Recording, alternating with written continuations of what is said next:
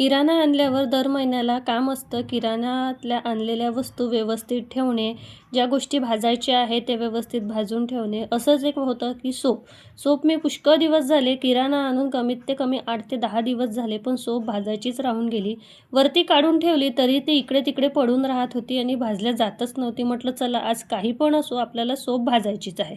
तुमच्यासोबत पण असं होतं का? नक्की मला कमेंटमध्ये कळवा. उरलेल्या गोष्टी व्यवस्थित ठेवून घेतला, कचरा डस्टबिनमध्ये टाकला आणि तुरंत मी पूर्ण गॅस ओटा क्लीन केला, भांडे वगैरे सर्व लावून घेतली.